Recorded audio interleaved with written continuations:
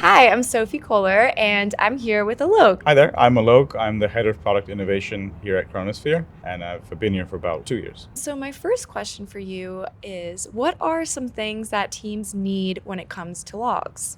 So, what teams are mostly looking for is a way to help their engineering teams, the users, be most efficient as they can, because they ultimately care about how quickly they can get down to root cause, prevent downtime.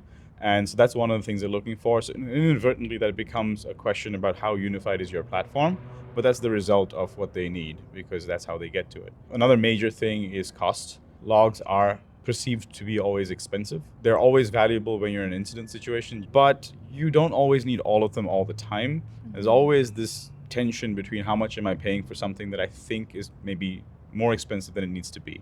So there's always a tendency or need to control costs across observability, but especially in logging. The one thing that especially doesn't go away, why would it? It's performance at scale. The bigger the customer, the more they are concerned about this because the more volume of logs they have. Smaller customers suffer from this a bit less because their volumes are a bit lower, but they all care about certain response times because it goes back to the how can I get down to my root cause quickly? And the faster the product responds to, the better. Awesome. My next question, why is logging so important to observability? Logs have been around for a really long time. They're not going away anytime soon. I mean, metrics have existed for a long time too. Today's world is more metrics driven, perhaps. In some ways, metrics have definitely become a very primary data source, but logs are the next primary data source. They're easy to produce, they're very easy to ingest, and they're very contextual. They have all the context you need to determine what happened in my environment because they are the ultimate root cause of a problem. And if it's an infrastructure log, which is generated by some system they've bought like Kubernetes, again, very similar. They know exactly because those logs are very specific to what that error means or something like that. So they're very useful in downtime management and they're very easy to produce. And that's why they're super important still. What is the hardest thing about resolving an incident when you have multiple tools? The biggest challenge is, do I have all my logs? So do I have all my data to troubleshoot my problem? This applies to metrics, logs, and traces.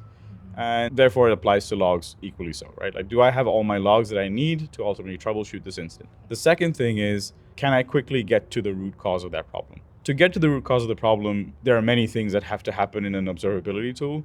But one of the things that is a preferred thing that doesn't always happen because sometimes customers buy separate products for separate telemetry types. They'll buy one for metrics, one for logging, one for tracing, because they want the best version of that product for that telemetry type.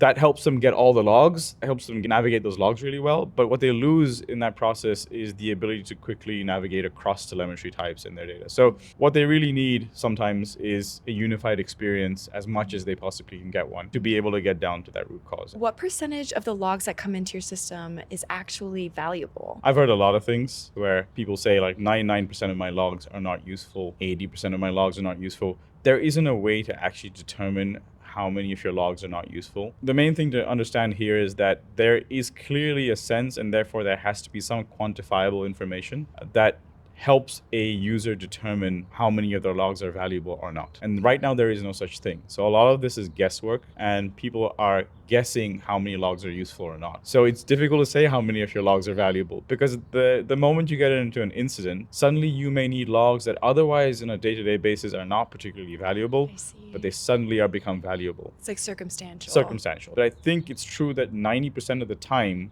most logs are not valuable enough to warrant the cost people spend on them. So this issue comes up not in the context of are they valuable or not, it's how much am I paying for them and what regular value do I get from them. Do you have any tips for customers or teams that are currently battling high data volumes? Yeah, I mean, there's really three things a customer can do. And it depends on the time they want to spend and how serious the problem is. One of them is actually starting with standardizing their logs or defining some structure for their logs. They may be pumping out tons of logs that are high volume, not particularly useful in those volumes, because sometimes logs can be unnecessarily big. So there is a general audit or standardization or log structuring they can do to educate people on how to create logs. The second type of exercise to do is determine value. That's again a bit of a consulting exercise internally they will do with their engineers because it is not, as I said, very clear what logs are useful always and not. They may want to work with their engineering counterparts and talk to them about what's useful, what's not,